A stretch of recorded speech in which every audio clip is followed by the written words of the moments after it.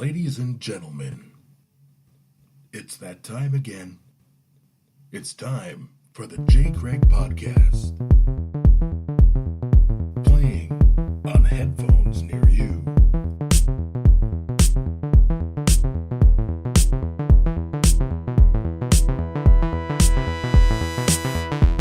Welcome back to the J. Craig, everybody. I am Jay. If you're not familiar with the J. Craig Podcast, we are a movie entertainment podcast. We focus on movies and music of movies and video games that resemble movies and everything relating to movies. So if that's your kind of thing and you want to hear a couple people talk about their love and passions, then click the subscribe button, like and follow us. You can find the J. Craig at YouTube, iTunes, Facebook, Twitter, and SoundCloud as the J. Craig Podcast. And, of course, for everyone else, welcome back. Now, I've had lots of different people on the podcast, but today I got someone that's brand new to the J. Craig. Someone that I've known for a long time. In fact, as I looked at my history with him, almost half my life. Now, he goes by many names. Rob Free, Rob Ericksen, Rocky Saki, and I call him Music Man. Hey, dude. What's up? A movie dude. That's my nickname for you, yeah? Yeah, thanks for having me on, man. Absolutely, cool. man. I'm glad you're... in fact, I should have had you on a couple podcasts ago. We were doing a video game podcast, and... I watched that one. It was awesome, yeah. That was like one I should have had you somehow involved with that conversation, because a lot of our history that we'll talk about, it resembles, it's right there. It's the video game aspect, right? That's kind of our thing. Yeah. Yeah, right. Okay, so Rob, before we get started here, who are you and why the hell are you here? Okay, well, I guess I'm the music man, kind of to the movie dude. Right. I have a long history of music working with UJ, and more importantly, just have a lot of insight into the passions that we share, and with movies and stuff. But of course, as you mentioned, video games, and gosh, I think when we were freshmen, I was a freshman at Michigan State University. Yep. Yeah, and you were a few doors down. And I think we met there. And we absolutely did. And, of course, everything happens because of women, right? Right. It all happens There's always, with women. always a reason. Yeah, it comes down to women, right? It always comes down to women. And you were dating somebody who lived in the same exact room as the girl I was dating. And so we kept seeing each other. And then we lived down the hall. So it was kind of like, hey, yeah, you're over there and I'm over here. And then all of a sudden we started hanging out.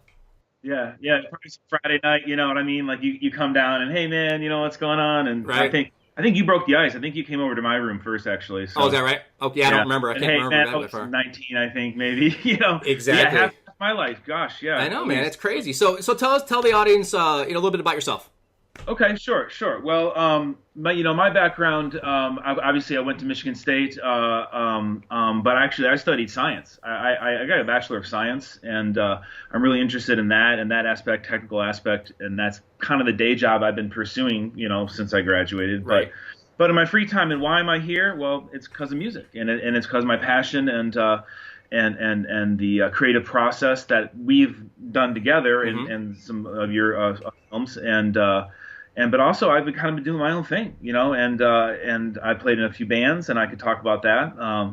We're just really here to kind of share, my passion and hopefully anyone out there can get some insight into kind of at least how we work together, a musician and a director or a producer works together. So this is good. Very cool. Yeah. So today, folks, what we're going to talk about is a little bit about the background between Rob and I, because we have a pretty interesting history, the two of us, and so we're going to talk a little bit about that. But I think the meat of it is going to be about music and the soundtrack versus the score and the differences of the two and why you might want one or the other and the differences in what it can do for a movie and having a needle drop versus something that's made specifically for a scene, right?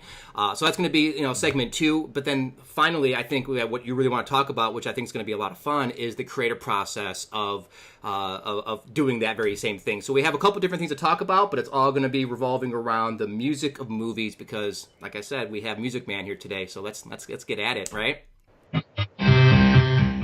Round 1. Fight. Okay, Rob, do you remember when we first met? Okay, this is a little bit after we first met. So again, we met in 1990. It would have been 6. Your first year, right? My second year in college. We met each other because of that relationship between the girlfriends we had. But I remember introducing you to something that I think kind of just expanded your... Because first and foremost, most of my music tutelage, like what I listened to for a long time, came from you. and I would listen intently on what you said I should listen to, and I'd be like, okay. So I was hoping at some point that, I think that you did the same thing for me, as I would instruct you on what to watch. Like, hey, this is something that you should watch. You'll like this, blah, blah, blah. Oh, absolutely. And, a lot of things started picking up. And in fact, I mean, one of my favorite soundtracks, not to get ahead of ourselves, is the Out of Sight soundtrack, which I think you played that soundtrack for me for the first time. You would think it was the other way around. Right. But no, but I mean, and then I started idolizing David Holmes, and we were off to the races. Yeah. Actually, the one who introduced me to that movie or that soundtrack was Rob Misek. Okay. He's the one that introduced me. That I was like, holy cow, this is amazing. And then it just it enveloped into much more. That's my favorite soundtrack of all time, by the way, is Out of Sight. It just and then we'll get to that later because I use that to help give you my ideas of what we were doing for a movie, music for a movie back in the day. But we'll get to that a little bit later. Yeah, sure. So we met each other. One thing that I finally remember, and one thing that was critical when I met you was, it was 1998, the first year, my last year there, the year we were living together, okay, and back in Michigan State, and they came out with the AFI's 100 greatest movies of all time. Do you remember that? Mm-hmm. So that listing, that fold out sheet where it had all these movies, and I was marking them off. All of a sudden, I started going into watching stuff like The Wild Bunch and the Great Escape and things that I've heard about but never actually watched. I'm sure Rear Window was on that list, of course, right? Yeah.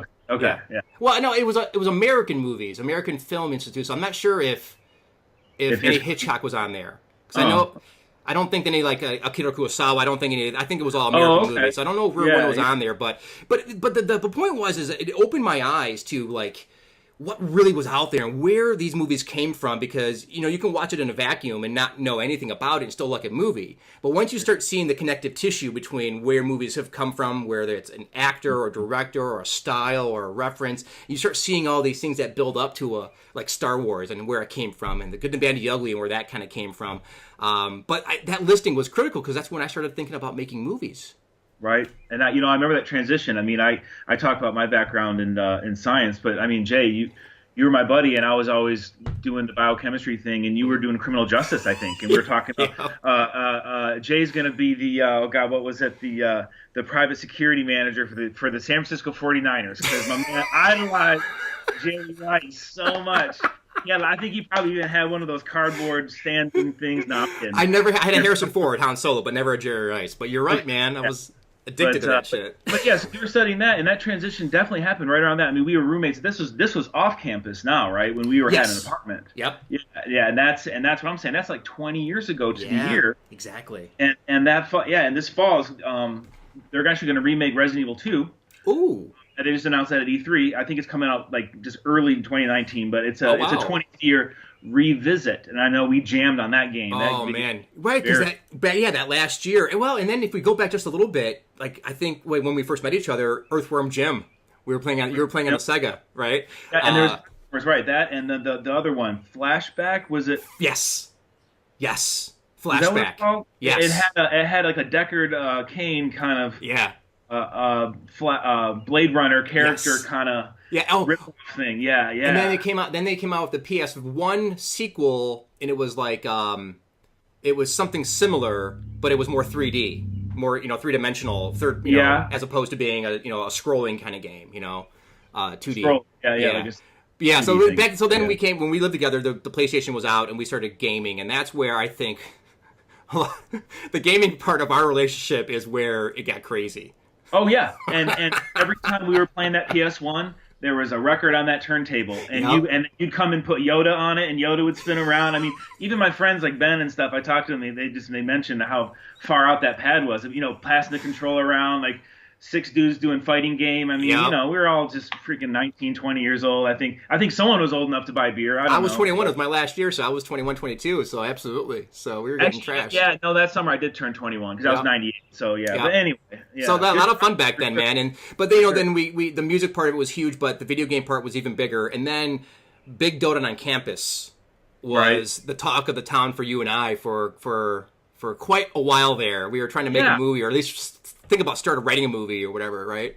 Which I'll ask you this. For me, it came from Tarantino, right? It wasn't that kind of like our love for like Pulp Fiction and always quoting Pulp Fiction, and then we kind of came up with what would a Tarantino film look like at Hubbard Dorm? Yeah. You know what I mean, or something. And it was something so stupid like it was about a Boba Fett figure. Remember? It has something to do with a Boba Fett figure, like a collectible. Okay. And I forgot what we were trying to do with it, but yeah, it was about Man and Dude. Okay, so here's a funny little story for you, Rob. I think you might know the story, but I'll let the audience know. So we call ourselves Man and Dude because back in college, I'd come home, have dinner with my folks, and I'd be talking about you or something, and my dad would say, all right, so which one's man and which one's dude? Because that's all you say is man and dude. And I said, off the cuff, he's man and I'm dude. And that kind of stuck. The rare times I show up at your house and your dad would be like, answer the door and say, are you man or dude? And I'd be like, man or something, and I just skate right past them.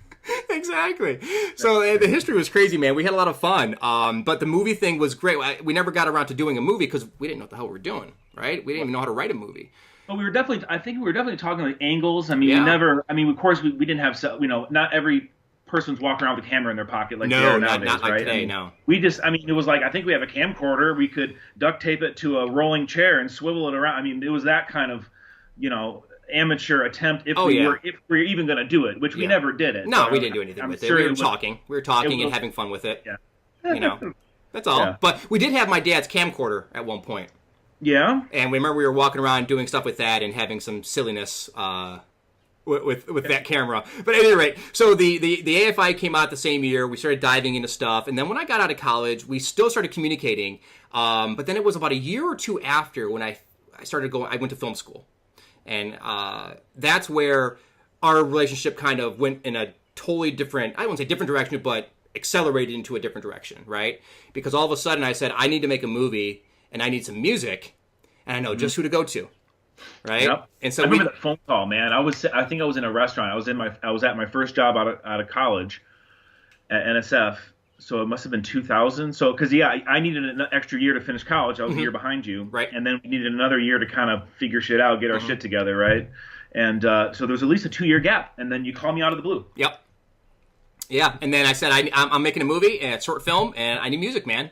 And there he is. I said, hell yeah. I mean, this first thing I thought of was like Hollywood, famous. I don't know, because I was so young and definitely, in your mid-20s or early 20s, you get so excited, caught up in yourself, self-absorbed. I mean, it happens. You see kids nowadays, it's even worse. But yeah, I was just thinking, me. Wow, I'll be so famous, Right. And then when I finally that all wore off and the ego buzz wore off, which was completely a hallucination, by the way. Brought on by finally something sunk else. Right. But I said to myself, wait, how do I do this? Exactly. What the hell? Like, I sit down and I start kind of plinking around, I'm just like, wait, what am I supposed to do? Right. And I don't know, everything after that was just kind of like, it plays itself, Right. Yeah, and I mean this is the day again before digital started really taking off. So it was, we had digital filmmaking out there, but this was a really brand new thing for me as well. Even though we were shooting on 16 millimeter for these shorts I was making at the school, it was brand new to me too. So it was a really interesting experience communicating what I wanted to you. And then showing you, like, how do I do that? Do I give you movie references? Do I give you musical references? And that's what we're going to get to a little bit later is that creative process. But, and obviously there's a lot of influence from Tarantino movies and Soderbergh movies and Guy Ritchie movies. Right. I mean, I would say that's a good trilogy of as jump off points for us. Yeah. Especially my first movie that I made with you, the Playing with Matches. That, embodied all three of those filmmakers. And let me interrupt because I had this thought when I was playing my little synthesizer here. I got let me show the camera. I got a little Roland Gaia here synthesizer. It's like a student model, but I always consider myself a student when it comes to synthesis. But no, the first soundtrack. Are you kidding me, Jay? I think I made it on my PlayStation 2. I literally know. I think I could dig up the old patch cables. I remember that. With RCA inputs, for crying out loud. Right. You'd load the memory card in, right? Mm-hmm. And then your music from your movie would be on my PlayStation 2 because I didn't have any money. I didn't have a studio. Yeah, I didn't have exactly. This was pre-Inspect Sounds. Now, right.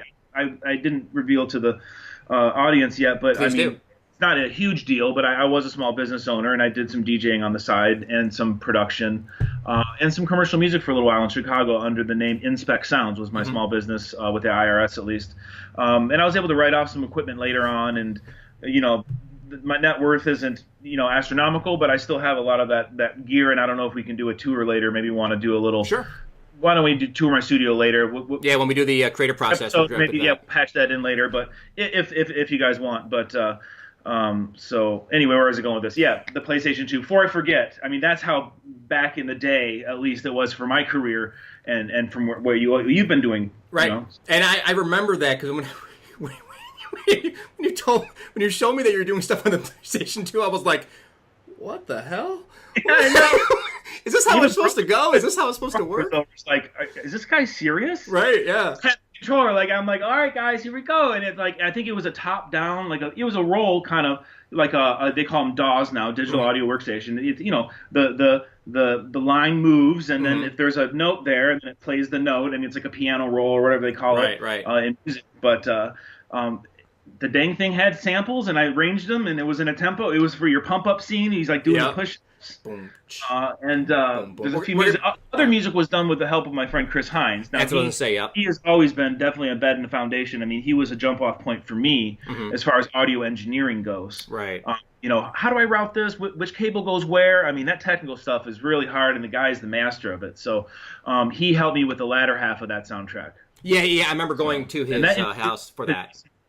Right, and that introduced me to Jason Birkby, and I mean, gosh, we did a number of things together. Yeah. Yeah. Oh, Jason Birkby, that's right. I totally forgot that you connected with him. I connected with him through you. Holy crap! He went to PI also. Yeah, he's in New York now.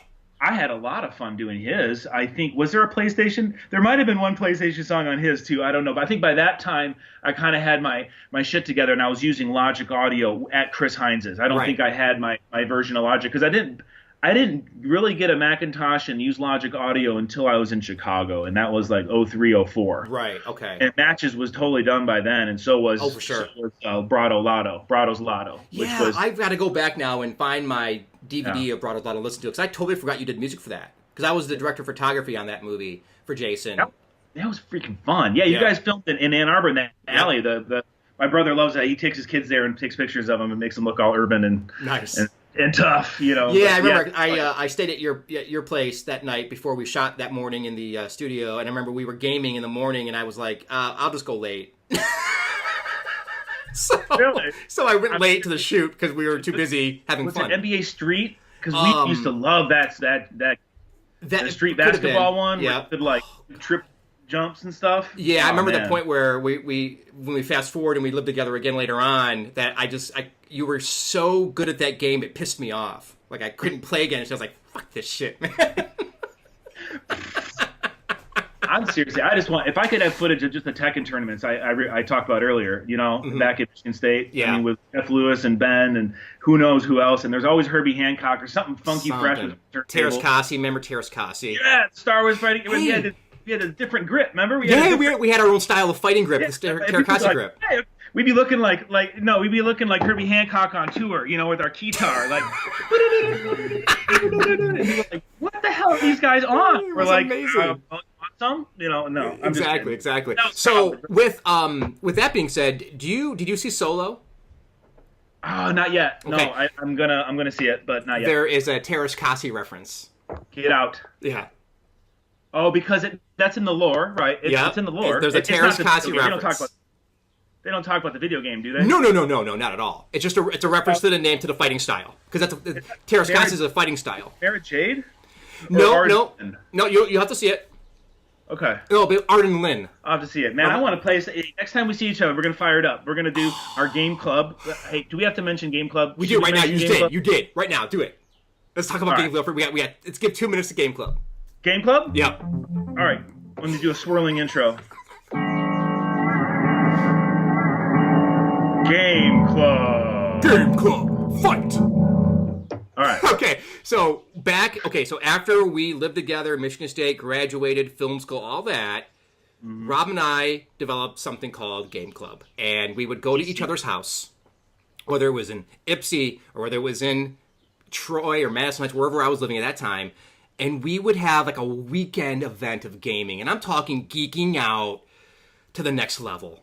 It was ridiculous. It was ridiculous. There was so many. This is what I think of. It was the gaming equivalent of the Step Brothers movie. Yep. Okay. Where Will Ferrell and John Riley, or John C. Riley. Those two guys are like, so many activities, like grown men, basically. Yep. Just like geeking out to the max, and we didn't care. I mean, we would shut ourselves off. Yeah. Shut ourselves off from the outside world. Right. And this is before I was married. This was before all of that, and we would just game. And I'd bring all my games. He'd have his games. We would have different systems. I had a backwards compatible PS2 or PS2, so I could play games that were remember, man, we would do some. We brought out second television. We were LAN networking. I mean, if you're going to do that, you're going to go out. You can't mention. Yeah.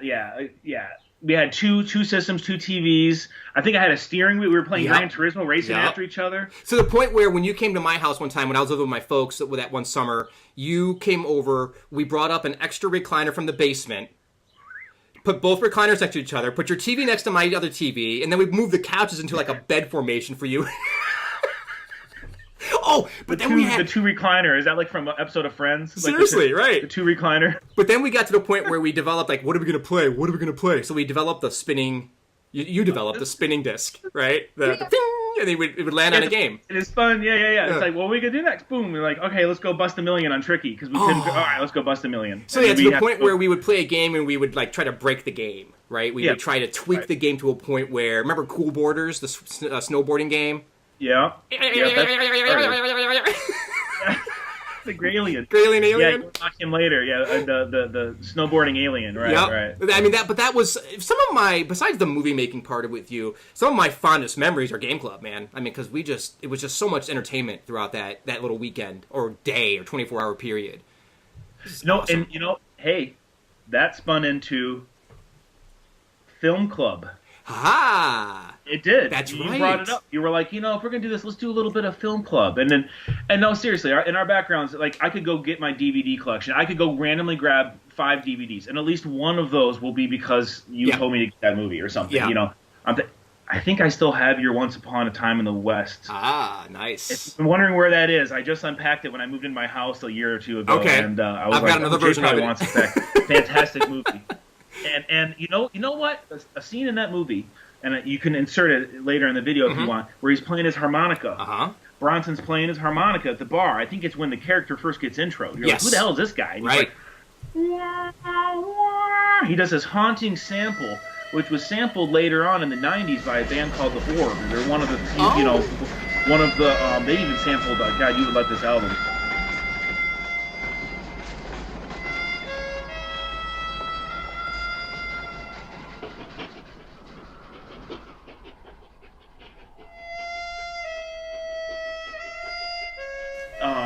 That harmonica lick they would sample into their electronic music, boom. They had the drums and everything on the floor.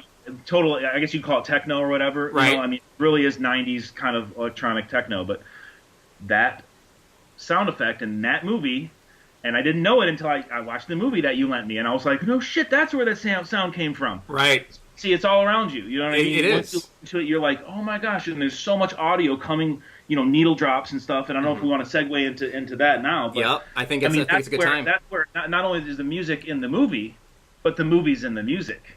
Right. You see what they did there? Right. Yeah. So that's like blowing your mind, right? Yeah. So that's a good point to go into. Round 2. Round 2. Fight.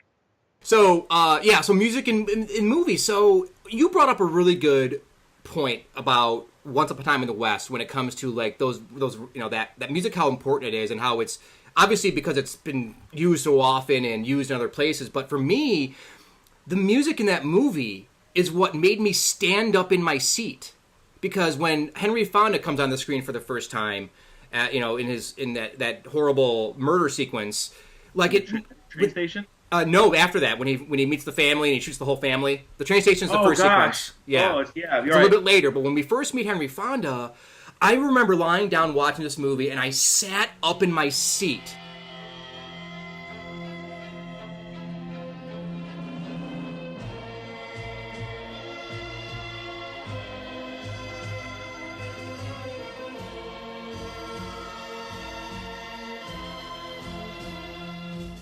Without that music, it would have not been as powerful. But because of that score, it was just like, what am I watching? Holy cow! And so when you start to look at things and you take that music away, and what does it do? It doesn't have the impact, right? And then you take those sound effects like the harmonica that was very important for that guy's character, right? Harmonica's character, the opening and the scene in the bar. Without those moments, you don't have these references that people use for decades later. It was made in 1969 and people are still using it. I just love that connectivity and that kind of the idea of everything being related, right? Mm-hmm. And that over-encompassing thing that everything comes from something else. And I love finding out that line of succession, the lineage, if you will. So let's talk about soundtrack in movies. Yeah, go ahead. Absolutely. Let's move into that. So when we're talking about soundtrack movies, Rob, man, what is your favorite? What do you like better, soundtrack or score? And that's an interesting point, because what you bring up, when this character enters, this music plays, or this instrument represents, this person. I mean, I'm going to go out there and I'm going to. Well, first of all, let me give you my hipster pick. I don't want to use, for lack of a better word, I'll give you my hipster pick here. Okay. 1974, Death Wish, Herbie Hancock. Nice. Just watched that recently, by the way, myself for the first time, and yeah. Cover to cover, cover to cover. Mm-hmm. Cover to cover, man. That whole record, man, he did a great job. And this was like right while he was doing the Headhunters, and he was doing all that funky, like Thrust, right around the same time that year. I mean, that guy was on his game. And see, this is all before Rocket, so don't get me started on Herbie Hancock. I know, that's a whole other podcast right there, man. But that man, or dude, you got to see that. I have a CD. I can probably lend it to you or something. Coincidentally, I watched, when I got a screening to see Death Wish, the Bruce Willis movie that came out this year, I immediately went to watch the Charles Bronson version, because I don't know if I ever actually saw it. Like, I remember, I know the movie, and I've never seen parts of it, but I never watched the movie in entirety. And so I watched it just before I watched the remake. You know what? In watching that, I don't know if you felt this way too, because I love that movie. It reminds me of watching an old Bond movie where, I know how Bond movies have went from, okay, he's a detective. Right. He's just this normal everyday guy who's really smart. He's a detective. Right. Ian Fleming's Bond.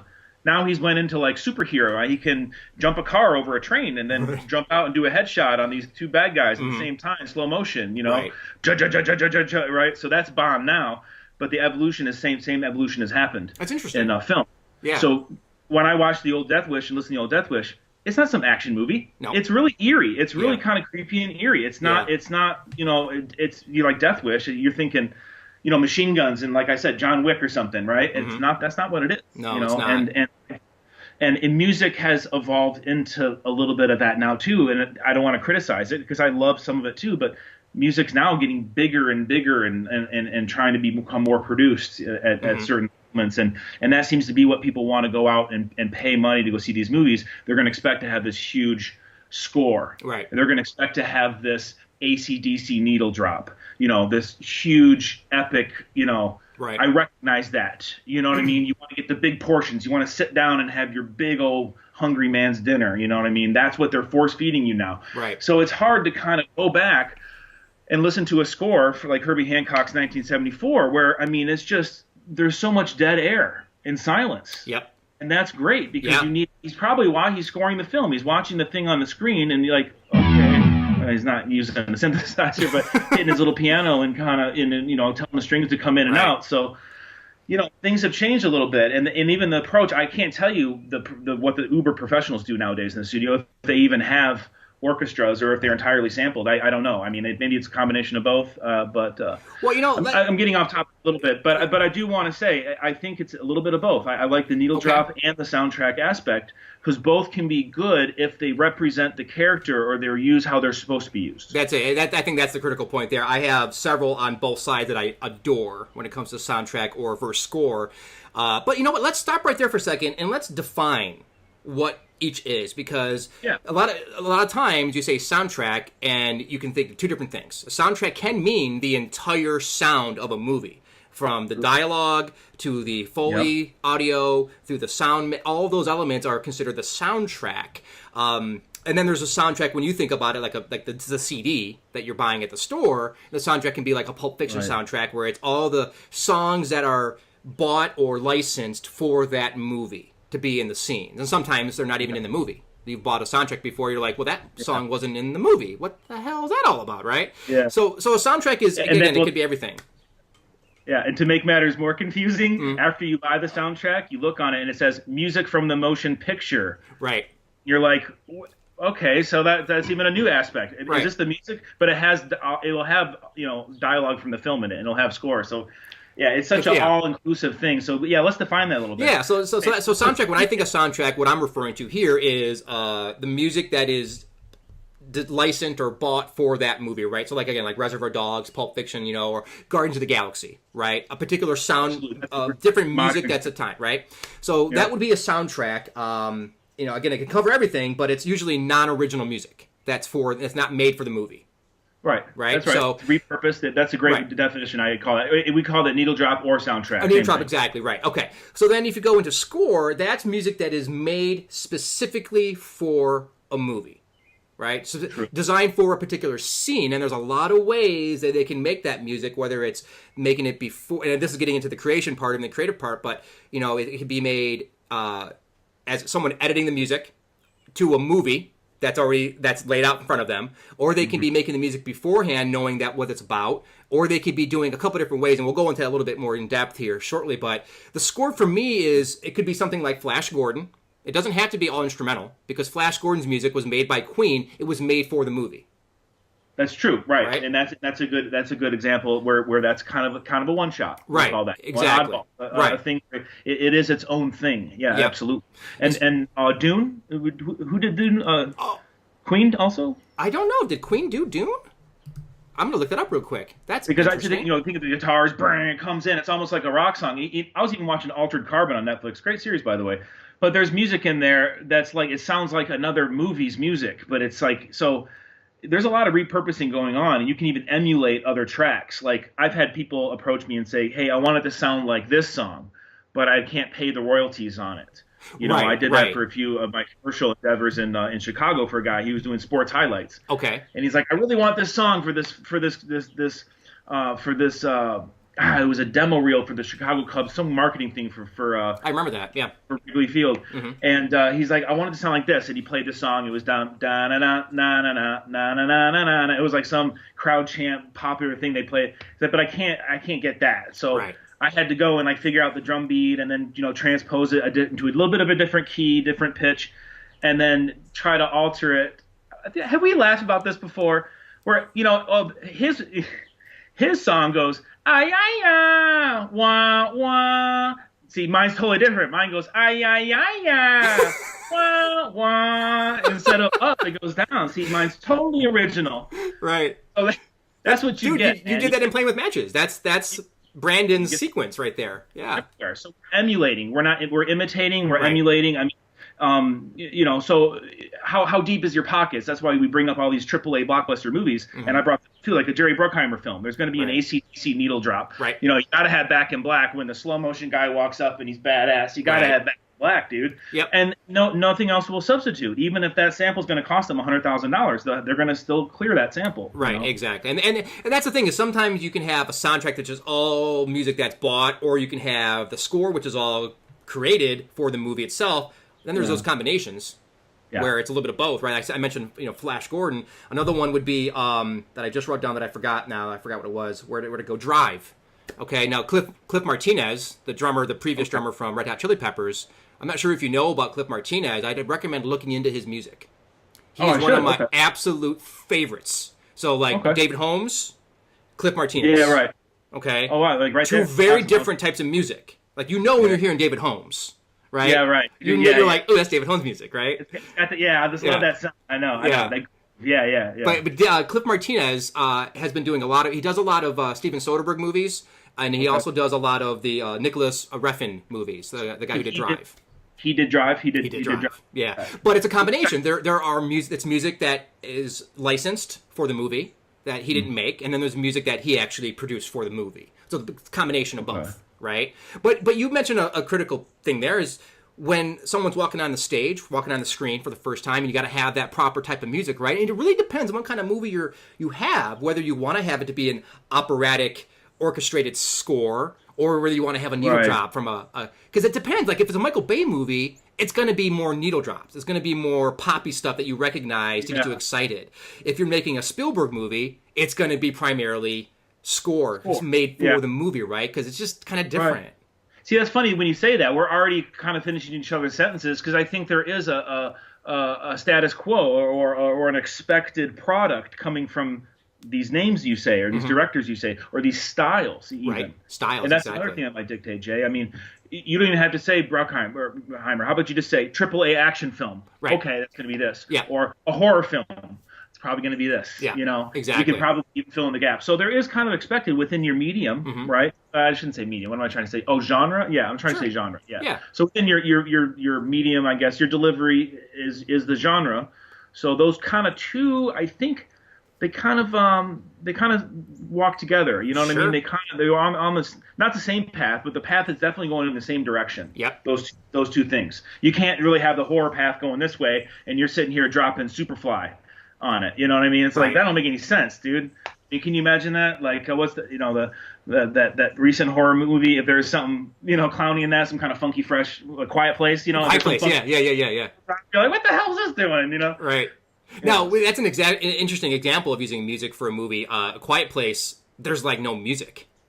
I bet there's not. Yeah. I don't believe there's any music if I can recall. It is called The Quiet Place, right? Right. So it's all silent, and that's part of the amazing part of that movie. It's just like it makes it so eerie because you can hear everything in the theater, as well as it's just like I mean, literally, like, I stopped eating my popcorn. Yeah. I put my popcorn down because I was like. So awful. But music in movies, you take the music out, and the movie is still supposed to have that effect, right? Because it's supposed to be edited a certain way, and it has that effect. So if you take the sound out completely, you're supposed to get the emotion out of it. You're supposed to be able to get the feeling based upon where the camera is, where the actors are, and everything going on. But the music is supposed to add some emotion, but at the same time, not be noticed. You've heard that before, right? I have, and I was going to bring that up when you said that. So this is what I heard you say. Two things. What you're saying is you can take out if you take out the music or even all the sound for that matter, due to the good editing and maybe the context of the story you're building that you're trying to deliver to the audience, you should be able to know what's going on in the film. Yeah. I mean, by a good filmmaker. That's what I'm hearing you say. Yes. Right, but you might not necessarily feel though. You won't have that sit up in your bed moment you right. spoke of. Because right. I mean. There's not many plots. I mean, although, in Fight Club, when you find out that Brad Pitt and Ed Norton are the same guy, I mean, there's certain plot lines you stand up and, right. Luke, I'm your father, like, holy shit, There's right. definitely plot lines that can raise the hair on your neck, but the music, when it delivers it at the right time, right. like I said, slow motion, badass walking. I mean, there's these archetypes and these themes we have in our films right. that are really embedded in our pop culture as Americans. Absolutely. No, that's a good point, and I'll bring up two examples where... and I brought up one earlier, I'll expand upon a little bit, but on why you can take the sound out and understand what's happening, and you understand what's going on because quality filmmakers, you know what's going on. That's a test for a good movie is turning the sound down or off and seeing if you can follow what's going on. And you should be able to convey what's happening by that editing. But it's the music that really just accentuates that. It catapults it to a different thing. So I mentioned Once Upon a Time in the West when Henry Fonda comes on the screen. It was powerful. I mean, it really just affected me. And the other one, right around the same time frame, because it was my experimenting with other movies, was Ran by Akira Kurosawa, the first color movie by Akira Kurosawa. Yeah. And there's a sequence there, same kind of thing. I was lying down watching a movie, and there was a big battle that was happening. And it was MOS. Yes. Mid-out sound. That's when you taught me.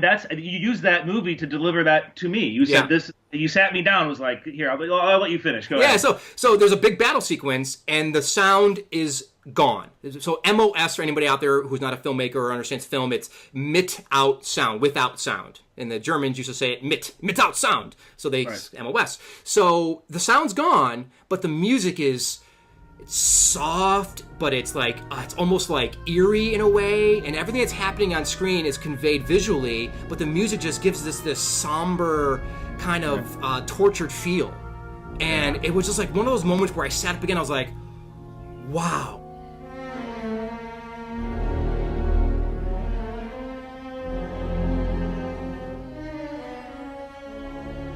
You know that you're watching greatness. and it's something that I'll always reference because it was powerful, and not all movies can do that. No, and you know what's great?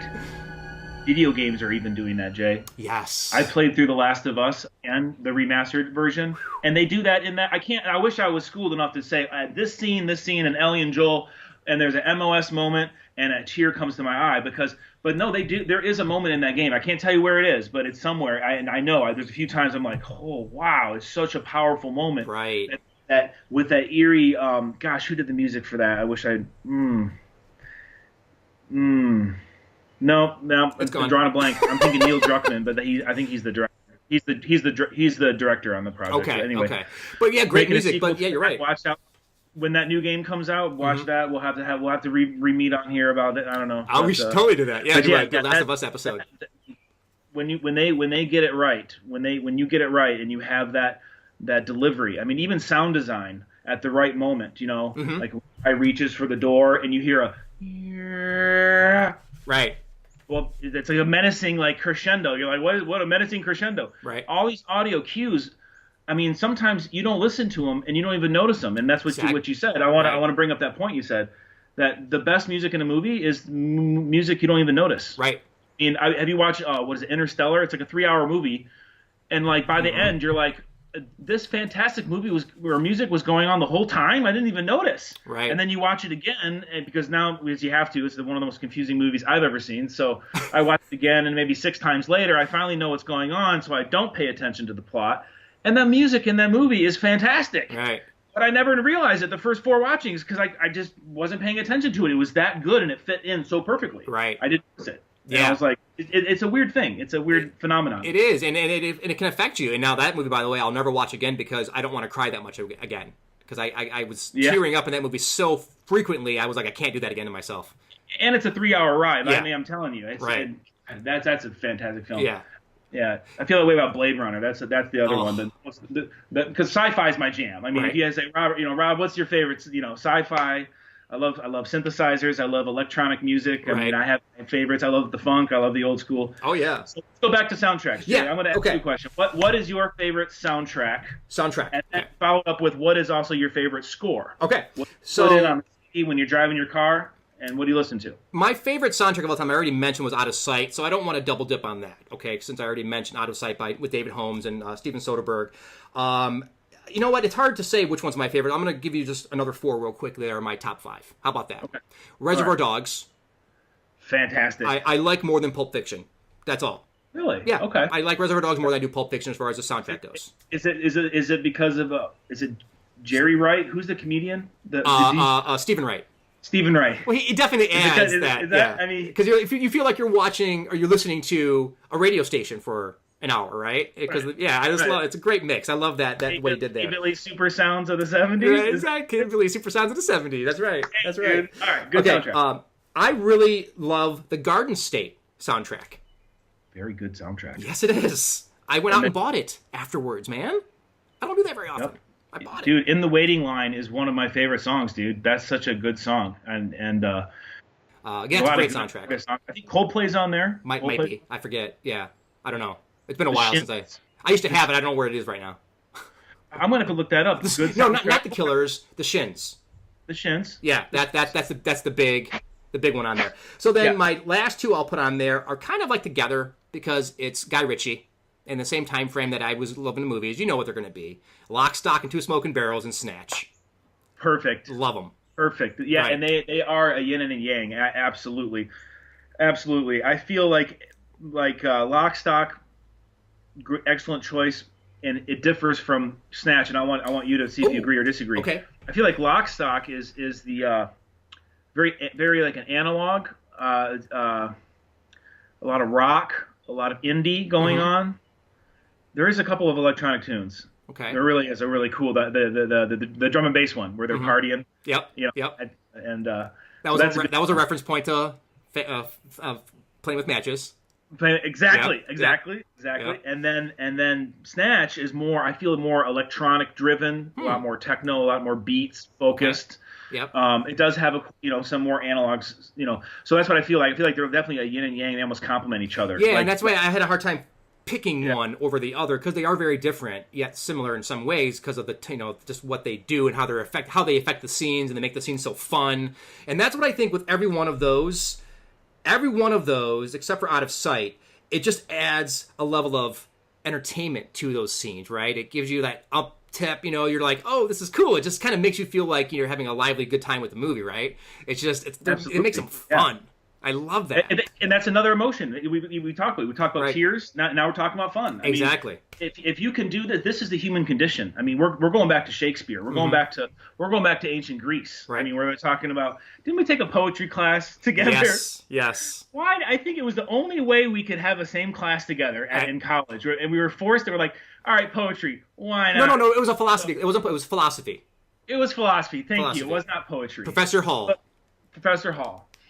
But anyway, going back to the beginning of civilization, I mean, the dawn of civilization, people having plays and entertaining other people with plays. Right. And Euripides, that's what I'm thinking. I mean, these Greek authors from way back, you know what I'm saying? That's the human condition we speak of, There's the two masks, right? The joy and the pain, the theater masks. That's what you're trying to set up the punchline and then boom, laugh later. I mean, exactly. Have you ever watched the Patton Oswalt special? I mean, right after his wife passed, I mean, you're laughing 1 second and crying the other. It's just, right. You're right there, man. So the emotion is just, if you can get that, you've succeeded. Well, at the end of the day. That's it, right? It's the emotion. It's getting a reaction out of your audience, and that's whether it's all the different emotions you have available, it's getting something out of them. And music can be a really big proponent, especially in horror movies. Obviously, like you mentioned, those scare moments are always right there with a sound effect, right? With a sound, boom, a sound, just some kind of note. Yeah, a rar. Yeah, exactly. Rar. we refer to the whole, for the audience, they don't know.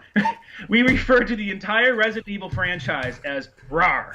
It's RAR Part 1, RAR Part 2. I don't know what they're on now. I think they're on RAR Part 15 trillion. I mean, Mia Jovovich, she still looks good, but she's starting to age a little bit. That is hysterical. She's no longer auto wash, dude. She's no longer auto wash. I forgot about RAR. That's awesome reference, man. Great job. That's it. I mean, RAR. Basically, so wait for it.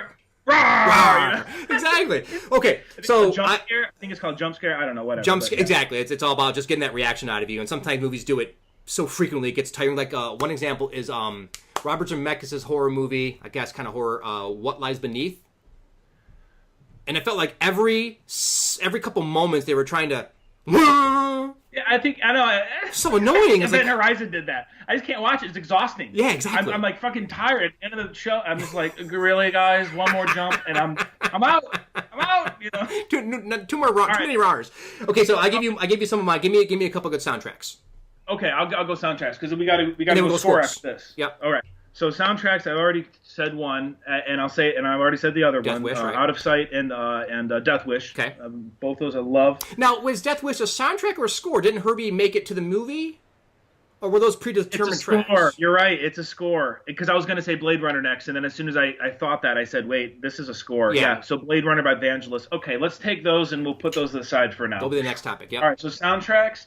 Oh, gosh, absolutely Pulp Fiction. Okay. Absolutely Pulp Fiction. Not Reservoir Dogs. Honestly, I don't have your passion for it. I'm just kind of like, dude, I get everything I need Tarantino from Pulp Fiction. It defines for me the 90s.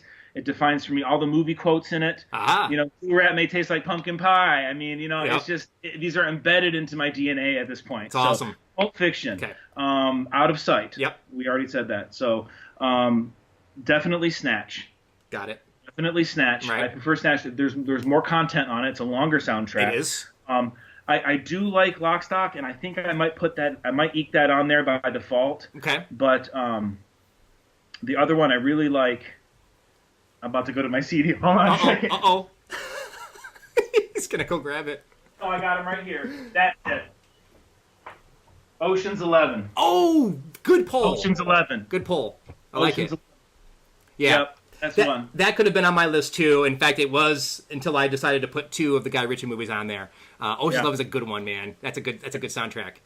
Yep. But also, I think a mixture. I think even Out of Sight is this way too. I think it's a mixture of music by David Holmes for the movie, and then pieces that are attributed to the licensed material, right? A little bit of right. both. And both Out of Sight and Ocean's 11 are both like that. Yeah, so they both have a little bit of mixture, but it's usually, for me, it's the David Holmes original stuff that is my favorite parts of those movies. Yeah, absolutely. Yeah. And what I think I like doing is that they do you a favor, and they edit in sound clips from the movie. Right.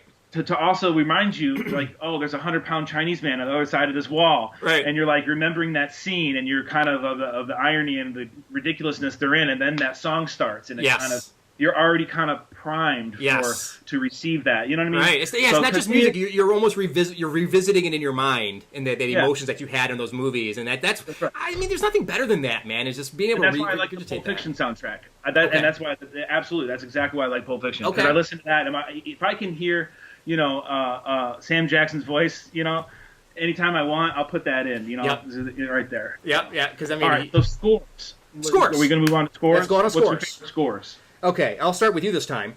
Okay. Give me your couple favorite, top 5, top 1, whatever you want to do on the scores. I'll do top 5. We already got 2 out of the way. Herbie Hancock, Death Wish. Right, and then... is a good one. These are in no particular order, of course. All my lists are in no particular order. Okay. Second one, Blade Runner, Vangelis. Okay. Absolutely. Yep. That is just like, that might be my favorite of all time. And I'm just going to go ahead and say, it's like your Flash Gordon, I think. I don't know. I'm sorry to jump the gun there, but. It's okay.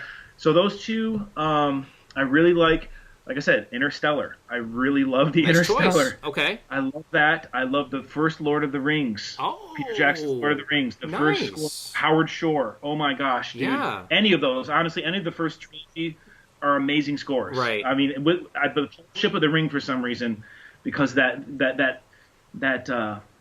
just the warm and fuzzy aspect. I don't know that trilogy. The first one's warm and fuzzy, and then it gets kind of darker as it goes on, as they go to Mordor, right? But yeah, that's so Fellowship of the Ring for sure. Score and gosh, I'm trying to think of another score that's really. I'm gonna have to say Star Wars just because, honestly, because I mean it's iconic. It's still when I hear it, I still get chills. I mean, it's just like, okay. I almost don't want to put it on there because it's so cliche, but I have to because I love it. Well, that's why I didn't include the easy ones like Raiders of the Lost Ark. Jaws. Okay. Because is that good? Okay. Oh God, I mean it's John Williams, man. Oh, yeah. It's things that and that's what I love about. So when you talk about the difference in your preference in the two, and while soundtracks might have a great value to making a movie fun and memorable and exciting and whatever, it's the scores that last. It's the scores, those thematic moments where they're creating a character theme, where they're creating a theme for the entire movie. So like when you have the Leia theme, the Luke theme, the Empire theme. You have those things that you will always remember. And so, for instance, in Episode 3, Revenge of the Sith, at the end of the movie, where they're giving the children to their respective adopted parents, you get the Leia theme underneath it. You get the Luke theme. And it's just like. And without those references, you don't have that emotional connection. And I love those things that just stand the test of time. The Indiana Jones theme, you know it. The Jurassic Park theme, you know it. You know those moments, right? And I love that. So, all right. So my top scores, without the usual suspects, of course. And I don't mean the usual suspects movie, but the usual suspects I always talk about. The Thing, 1982, Ennio Morricone. John Carpenter? Yeah, and it's one of the few soundtracks or musics that he did not do himself. Yeah, okay, because I always thought, I interrupted you. Ennio Morricone did that. Yep. I always thought John Carpenter did. It's his movie, but Ennio did the music. Yeah. But if you look at... from L.A. and Escape from New York, he did that one. Yes. New York, Big Trouble, They Live, Halloween, you name it. They're all his music. And I love them. And he's one of my favorites because it's it's awesome. Okay, I said it before. I'll say it again just because I have to. Because the music's so powerful. Once Upon a Time in the West, especially for those key moments, right? That was already on your list before we talked today. Okay. Yeah, and now here's another thing about that the music of that movie as a score. It's also considered a soundtrack because in the opening sequence, the 10-minute train sequence, the train station sequence where they're waiting for him, there's no music. Right. But it's all, the music's in the background. It's in the tempo of the background. So you have the water pump. They go boom, boom, boom, boom, Bum, bum, bum. Same thing in Kill Bill. He uses the same thing in the first Kill Bill movie, where her fight with Oshi Ren. Snow. There's that little fountain thing. Yeah. Goes, that's right from Once Upon a Time in the West. Okay. Again, that's the stuff I love, is finding those little things, right? I love that. Yeah, no, and I know that. It's like a Rubik's Cube. I'm thinking to myself, God, that's kind of cool, and the sound is so unique. Yeah. So then you have the rain falling on his hat. And then you have the fly buzzing around, and then you have it's just all these little things that make the sound of it's not music, but it gives you a basis of what you're listening. It's just powerful. It's so good. Okay, but I digress. Hold on, one little thought. You remember Gregory Hines? The Stomp movie. Yeah. How he was like, "Oh, around you, this sounds," and then there's like a guy, the rhythm of the bulldozer and the jackhammer and the honk and the horns, and he starts tap dancing. It's like it's not music; it's just sound. It's just tempo. Like, you make it what you want. Yeah, that's a good point. August Rush, the movie, deals with that same thing. Yeah. Tina watches that movie all the time. Mad Max Fury Road by Junkie XL. First of all, that's a blow your hair back movie, and somehow he found a way to do the same with the music. Yeah. I agree. So good, good. 310 to Yuma by Marco Beltrami. Okay. Look for Marco. Standing out mine, but that's okay. So Rob, do me a favor. When you get a chance, look up Marco Beltrami. He did the music for 310 to Yuma and a lot of music since then and before that. But his music is all very recognizable once you hear it. It's got a similar tone to it, a similar sound to it. But the music I have the soundtrack for 310 to Yuma with Christian Bale and Russell Crowe, the newer one, directed by James Mangold, who did Logan, or Logan, the last Wolverine movie. Okay. So, and then my last one I mentioned before, because it's different than these other ones, because it actually typically scores are without words, right? It's just music. It's instrumental, right? But this one is Flash Gordon with Queen, or from Queen. It's produced for that movie. Yeah. But it's a whole bunch of other stuff. I think the only one that has words to it is the opening sequence, actually. So I take that back. It is a score. It's just the first song is Flash. He saved every one of us. So those are my favorite. Hey, how are we doing on time? We're pretty good? We're good. We're actually we're at an hour right now. We're going to keep going. Okay. Let's do it. Keep going. So let's finish up with the score versus soundtrack, and let's break into the creative process in a second. But one thing is, the reason why I like score more. These movies, I prefer when I write, I listen to scores. Right, I listen to the instrumental music. That's what I loved about you're introducing jazz to me and funk, and most of it had just instrumental music, right? And I love that. But the other thing is, it just adds more emotion than recognizing an AC/DC track or having the words match exactly what's going on. Instead of having it match like that, I want the emotion from it, and I get more emotion from those moments that are orchestrated for the movie than just something that's bought and edited to a particular soundtrack. That's my preference, but you know what, man? Guardians of the Galaxy soundtrack works great because it's in the movie. He has a tape, and we're listening to that tape. They did that. That was a really handy gimmick. Yeah, or I don't know, lack of a better word. How they were able to do that. Yeah, it was like badass soundtrack. Oh, you know what? Like Reservoir Dogs. It was like there just happens to be this radio station going on in the back of this amazing plot. Exactly. In the background of this amazing plot, and Stephen Wright is the DJ, and so that's a good way they work that in. Yeah, it's awesome, man. So I mean, I love all forms of music when it comes to movies, but it's about making it overall. It's about adding something to it, right? Like I said, you're not supposed to notice it, but typically you do in some way, whether it's an emotion, right? You're not going, whoa, this sound is awesome. Now, if it's a bad movie, you're going to notice that it's not working, right? So I'll give you an example. The first Thor movie. Now, this goes for almost all of Marvel's superhero movies up until most recently. And I mean very recently.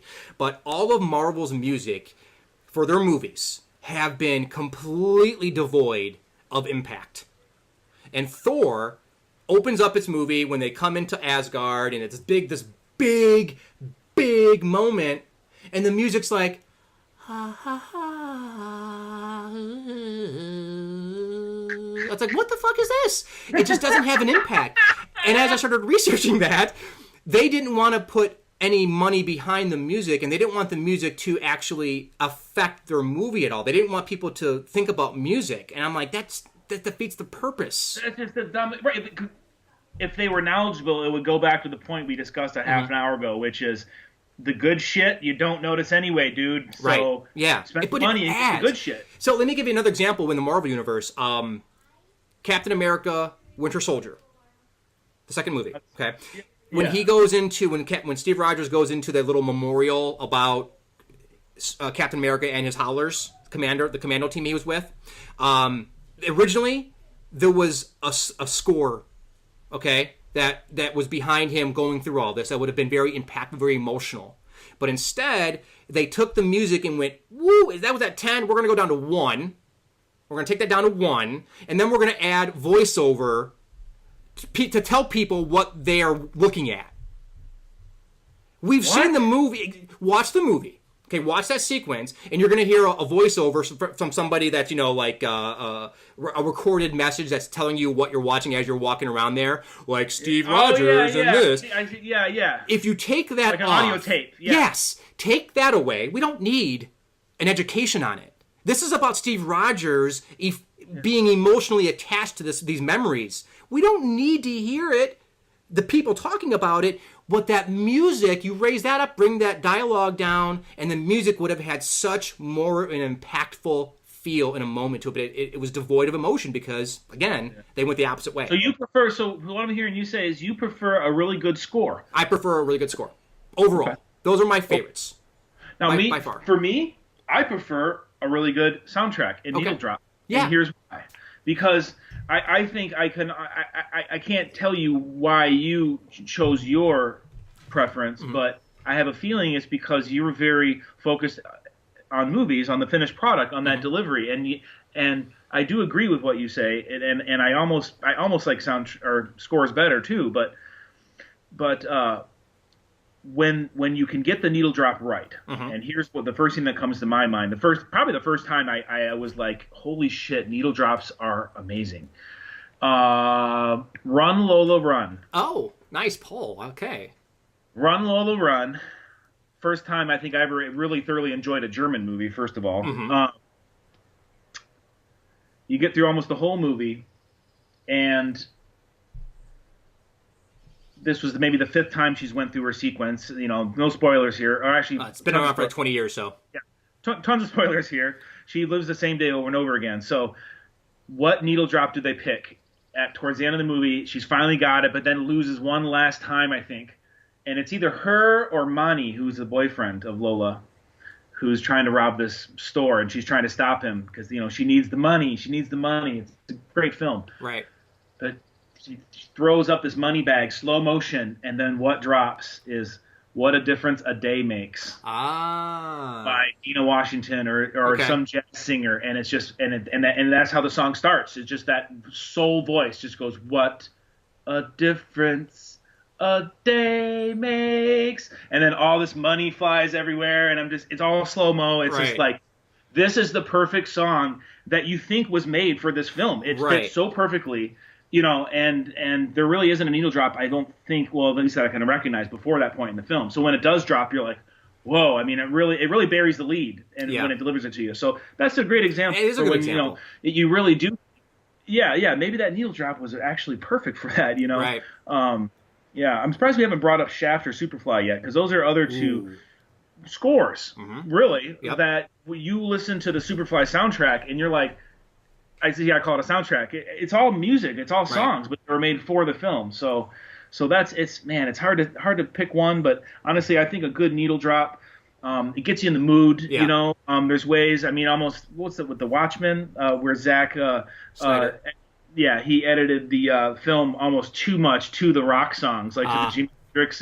Two riders were approaching, and then it shows two riders approaching, horses approaching a thing. It's just like, really, did you have to edit that cut right when Jimmy sings those lyrics? And hey, but it works and it fits, and I can't be a hater because when I saw it, I was like, oh, this freaking awesome. It's two riders approaching, But I don't know, man. I'm maybe I'm a little cheesier than you. I don't know. It's hard to believe, but But I honestly a good needle dropper and a good soundtrack I think is the kind, because I mean that's what I'm putting in when I go take these drives on the turnpike, and I go on these long car trips. I do put in Vangelis, I do put in some scores now and again, but honestly, more times than not, I'm listening to a banging soundtrack. Yeah, and that's the thing is there's two very different things, and a soundtrack can be something that you can listen to far more afterwards than most people will listen to a score. Most people won't listen to a score afterwards unless they're really involved with movies or music or something like that, and they love that kind of feel. But soundtracks are something that you can constantly go back to and listen because everyone can listen to them. Yeah. I know a lot of people, when I got out of college, could not stand the music I listened to because there was no words. There was all the stuff that I was getting from you. And they were like, I can't stand this. Like, there's no words. I'm like, why do you need words? Why do you need to be told what to do? Why do you need to be told what to feel? I like to think my own things. Yeah, I listen to Coltrane or Miles. You're like, man, I'm just off my I'm thinking, Right. I think that's how I survived half of my biochemistry undergrad, all the calculus and all the science reports. And I was listening to jazz the whole time, Right. It just helped my brain function. Exactly. So, but then, like I said, I'm glad that you have a difference of opinion in that, because otherwise it's the same thing, right? So I'm glad that you like soundtrack more than score, because it just makes it an interesting conversation. Okay. All right. So I'm gonna pull a surprise here. Okay. Top 5 list. Oh. Video game music. Oh. This is unscripted, folks. Unrehearsed, unscripted. Damn. On the spot. Jason. Video game soundtrack. Oh my God, that is such a tough question. So give me a second here. Let's think about that. Well, I realize you're on the spot. One of my favorites that I recognized immediately was Tomb Raider, the first Tomb Raider. Okay. The first Tomb Raider had music that actually added to the scenes for the first time for me, where I was like, oh, like when the T-Rex comes out for the first time, the music and everything, I was like, oh shit, it's wow, right? Now, obviously, the Resident Evils had good soundtracks, just like good sound mix, quality sound, like sound effects going in the background and all these other things going on, and the music was well too. When you walk into a save room, like the piano theme would come up, you know you're in a save room because the piano would come up, like different themes in that. Speaking of themes, it's a theme. I love that. How about Metal Gear Solid? Okay, I'm trying. Yeah. I'm grasping at straws here because I'm trying to. I'm trying to remember what games I played, man, because I don't play games anymore like I used to. I've dropped off the map on that. What comes to your mind? I mean, does Super Mario come to your mind at all? Well, sure, yeah. Okay, so if we go not like movie style music, right? No, the newer stuff. If we're going back, Contra. Okay. Double Dragon. Okay. Yes. And then of course Super Mario or Sonic. And it was just the sound effects of the. Sonic had some really good music. Wow, yeah, Sonic did. And I think those are some of my favorite. Because you're getting into the more movie-esque quality of sound with music in games. But back if you're looking at Nintendo or Genesis or those games that we played before, I like those because you kept hearing it because you would do the same board over and over and over again. So they have Mario's. I love Mario's soundtrack, and I think Contra, and so those are a couple of my favorites. So what do you got? Do you have any? I got Fallout. Oh, I got Fallout. Nice. I love that. But see, that's more. I agree. Games are going into more of like the movie territories, honestly, or maybe that's just my taste and what I play. I don't play so many side scrollers or platformers anymore. Right. So I love that. But yeah, first thing that comes to my mind, it was like Mario. I think Mario 3 had really. I mean, Mario 1's classic. Mario 3's good, right? But Mario 3's music really stands out. I want to say either Russian Attack, which was like Contra, a side scroller by Konami. Yeah, I know it. Russian Attack or Akari Warriors. I think it was Akari Warriors maybe. But there's some music in there. It's really good. Yeah, I got a good one. Mike Tyson Punch Out. Okay, yeah. Dun, dun, dun, dun, dun, dun, dun, dun. You know what I'm saying? Yeah. But yeah, that's more Shinobi. I remember when the first Shinobi came out, Genesis, that has a really good music to it. Right. That was but yeah, Final Fantasy I think is the other franchise where I love the music. But yeah, there's people who go to concerts for this kind of thing. I mean, this is I just feel like we should spend a little time on this topic because music and movies and music and games. I mean, it's really. Everyone's walking down kind of the same path now. You know, we're trying to get that emotion. These game designers, game developers are trying to get that emotion. But yeah, I think Fallout, Final Fantasy, Super Mario, Am I missing anything? I feel like I missed. Oh, okay. Well, this is a different concept.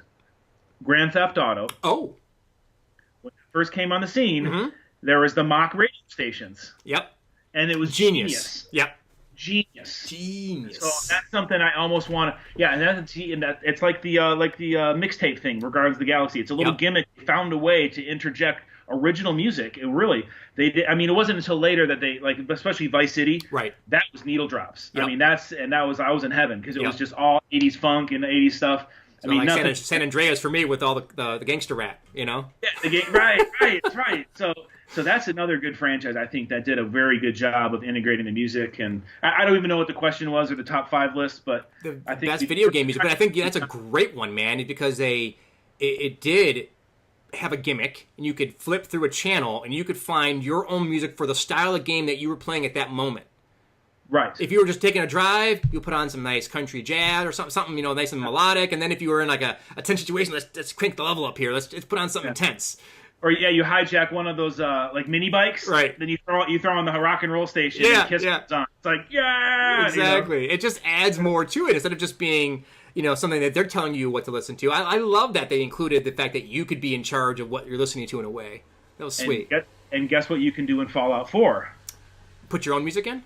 You can change your radio station. You can change it to whatever radio station you want to listen to right on your Pitbull. On your Pitbull. And then there's mods for it, and people on the Xbox, the PS4 doesn't really like to allow a lot of modders that mod with the audio and the sounds and stuff. Like large chunks of spoken dialogue for one, and then of course large chunks of music for 2. Okay. But on the Xbox, so the modding scene community going on in the Xbox for Fallout 4. People are putting in their own radio stations. Oh. They're putting, like, when I scroll the Wasteland, I like this. And it's Patsy Cline. It's old stuff that you'd recognize. You know what I mean? Right. And someone's got a favorite Michael Jackson playlist for the Wasteland.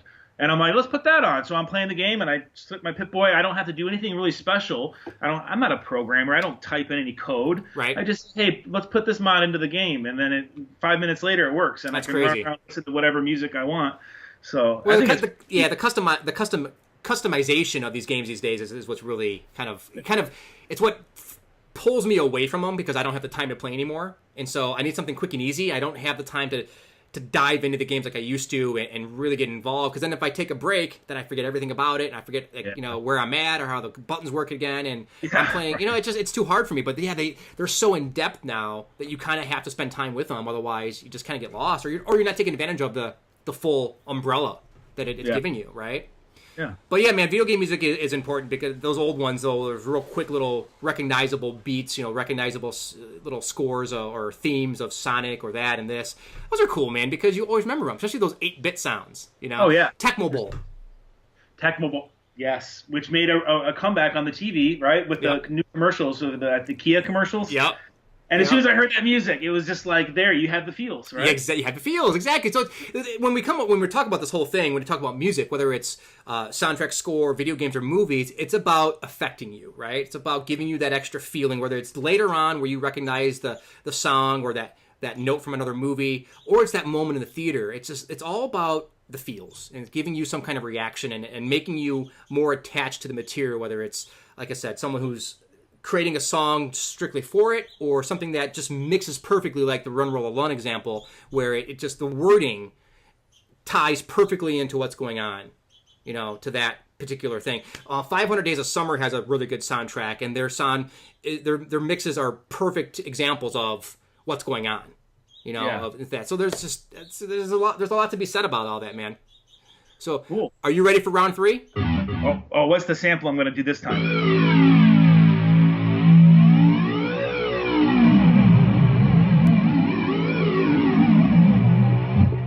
Round 3. Fight. Okay, so let's talk about the creative process. Exactly. So let's go back a second here, and let's talk about when I first came to you back in 2001, 2002, when I called you about playing with matches. Now, this was my second short film, but the first one that I was doing anything with music for. So I came to you and I said, hey, I got a movie. I don't know what the hell we're supposed to do with this, but I want some music for it. And I gave you, I think after we talked about it, I had a movie that I had to make first. I had to edit it to what I how I needed to edit it. And then I said, these are the movies or the songs that I'm thinking of for these particular scenes. This is what I want you to kind of at least listen to get an example of what I'm looking for, right? I think that's how the first one went, isn't it? Yeah, more or less. I think it was. I definitely did not make the music while actually looking at the movie. One scene you did. I did. At least you edited that particular song to once with the bar sequence. It's the out of sight trunk sequence music.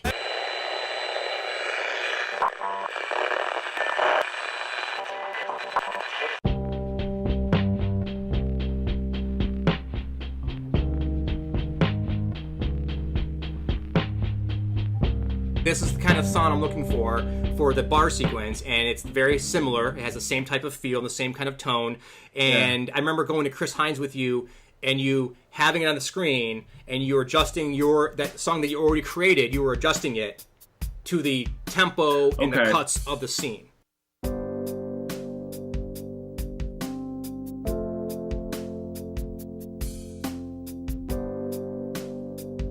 So I think you did a little bit of both. Yeah. Okay. Well, that's probably what I did. Yeah. Right. That's definitely what I did. Yeah. And so there was a little bit of when I was looking at this and trying to do some research on how the process works. So there's a couple different ways that people score movies. So they score it. The movie is edited, and they give them the director gives them a kind of a temp, an early edit of the movie, right? That they make the music to. They watch it, and then they're both are re-edited to a point. Then there's those who are editing it strictly right to the theme, right to the actual cuts of the movie. Yeah. And then there's those who they don't give them anything other than the script or what it's about, the feelings that they want to talk about, or that they want to share, and then they make the music according to those thoughts. And then the editor of the movie works the music in and it edits the movie to the music. Okay, yeah, that's what. Yeah. So playing with matches, we did kind of both. You created music that was like I either had to, like the game sequence, the pump up sequence was edited to the music. Okay. So you gave me the music, and then I had to kind of had to change right on the beat. Yeah. Right. And you didn't know what the music was until I gave it to you. Right. And then I could, but I knew what you knew what I wanted. You knew what I was doing. Yeah. Right? I knew I wanted to have several sequences that were really, really fast, really up-tempo, and I was going to cut on certain things. You go back to the mirror, and he's going to talk to himself, and at that point, I knew I had to bring the drums out. Right. So I pretty much thought this. I was thinking, okay, let me do one measure. Okay, so for non-musicians, a measure is a segment of music where there's a certain amount of beats in it, right? Right. And we're just, for all purposes, it's 4/4, man. There's 4 beats in a measure, right? So doom, doom, doom, doom, one measure, okay? So let's do that measure 2 or 4 times, and then I was going to cut for one measure. Right. With maybe just some sound going, maybe some kind of swirling effect, which is kind of, right. Right. But there's still a meter. There's still time going on that whole time. Right. You still have the feeling of like, okay, there's a beat somewhere, and then boom, boom, boom, and it goes back in and it drops the drums, and then when those drums drop, I didn't know what you were going to do at this time, but you ended up later editing the film to cut right back to him doing push-ups and getting ready to go. Right. So you were able to take what I already created and then edit to that. Exactly. And that was only, so you're right, we did it both ways. We did it, I was looking at the film and I was trying to slow things down, and then I just knew that you wanted me to kind of pull the drums out for one measure or two and then put them back in and kind of do it that way. Yeah, so obviously it's a big collaboration, right? Because you're not just saying make music, because then you've got to be able to somehow relate both to each other. The music or the edited film have to be matched, right? So either the film's got to be edited to the music, or the music's got to be tweaked to hit the beats properly that are already predetermined, that are already edited, right? Then there's the other aspect. There's the temp tracks. So your one of your favorites, I believe, is Junkie XL, right? Junkie XL from Mad Max.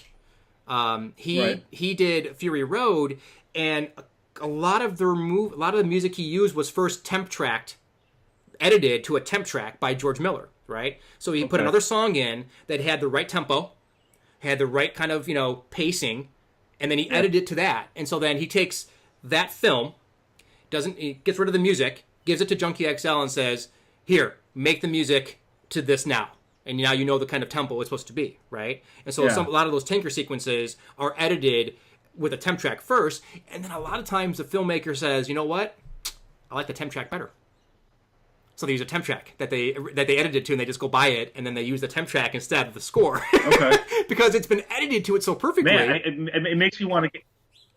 Yeah, I'm thinking, well, what should I do with my business? Should I sell my music to temp track agencies? Yeah. Maybe that'll be more lucrative than trying to score a film outright, you know? Well, that's the thing, is how do you go about it, right? Either way, but. Yeah, exactly. But so the temp track thing is kind of interesting because I always am fascinated by this topic of how music for movies is made, because what comes first, chicken or the egg, right? True. And you have to figure out, okay, so at what process does the filmmaker reach out to the composer and say, this is what I'm doing, this is what I need? And so like Interstellar was an example of James Horner, I believe, who, or no, Hans Zimmer or James Horner? I think it's Hans Zimmer. It's Hans Zimmer. Hans Zimmer. Yeah, he does all his music, yeah. So I believe he did not have anything to edit to. He just was told what to make. And he made music for the movie, and then Christopher Nolan and his editors worked the music in wherever they felt necessary. And so it's a little different, right? So there's a lot of different ways to do it. And I think it just depends on what's best. Movie already. I hold that score in high regard to like being so amazing. It's one of my favorite scores. Mm-hmm. And like I said, it was so amazing I didn't even notice it the first times. Right. So maybe we're onto something, but I think maybe what we need moving forward for the film and music industry to kind of work together, I think what you're getting is when the filmmaker, the directors, the film people have the final say, the final edits, I think oftentimes you have a better product. Sure. Oh, sure. Absolutely. You know what I mean? Yeah. I mean, I think that's kind of what they do now. I mean, I can't see like the musician being like, okay, the movie's done. I'm the musician. Movie's done. Like, dude, you're just a musician. Shut the hell up, you know? Right. So I don't think it goes like that. But you know, man, making the temp track versus making the real track. I mean, yeah, the fact that you can interchange those even. I mean, that's the world we live in now with digital editing. You know, when digital sound and digital audio. And see, these things, I don't know, man. Was David Holmes's 1998 score soundtrack that we love, maybe 97 is 97, when I think, yeah. He did it, yeah. For Out of Sight. Was that done digitally? Or did he use tapes? Yeah, I don't know. You know, because back in the day when you wanted to edit tape, you put the damn thing out on a block with the razor blade and you cut it and taped it together. There's all these stations and people, it was a craft that people used to be really good at that would get paid a lot of money, obviously, to do it right. And now everything's digitally edited. I mean, we could do a whole podcast on just digital versus analog. We don't want to open that can of worms necessarily.